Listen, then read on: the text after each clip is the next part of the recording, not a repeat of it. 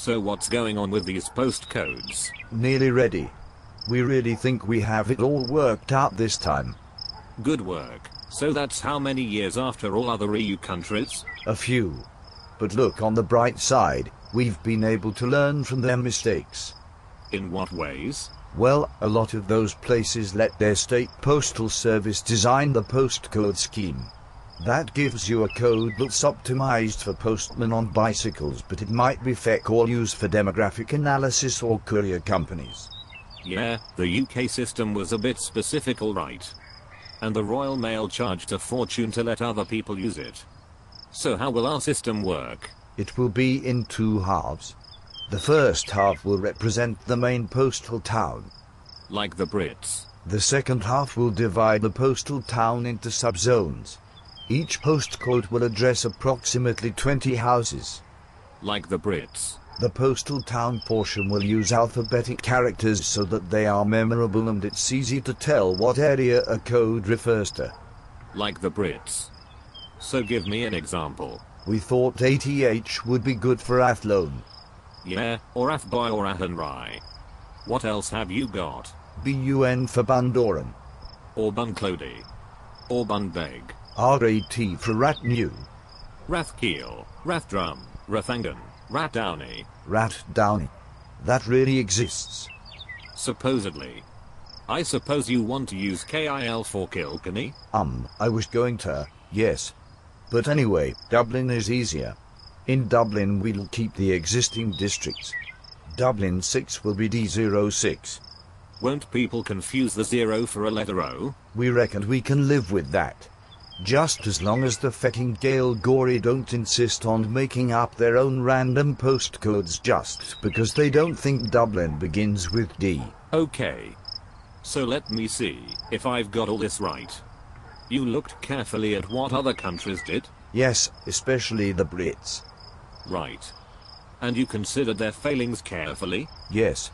And you specifically avoided designing it around the needs of a postal service that claims not to need postcodes anyway? Yes. And somehow you still came up with something barely distinguishable from what the Brits have been using for 50 years? Yes, sort of.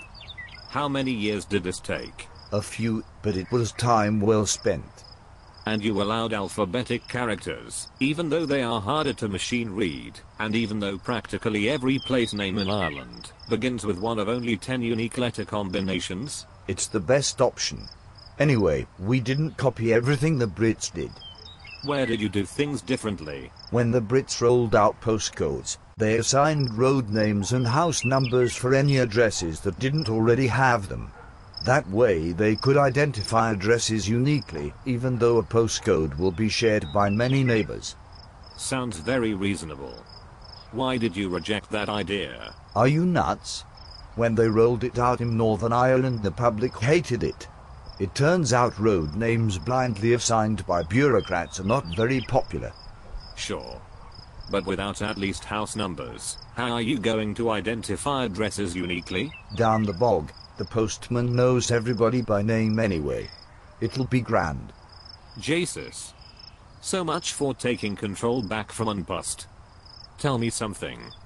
If it's okay to rely on the postman and his knowledge, why have a postcode in the first place? It facilitates competition. Not if the user has to find a friendly postman first. At that rate he could just license a directory that already contains all the addresses. But it belongs to Unpost. They jealously guard it and charge users for access. That's a bit limiting. I see that.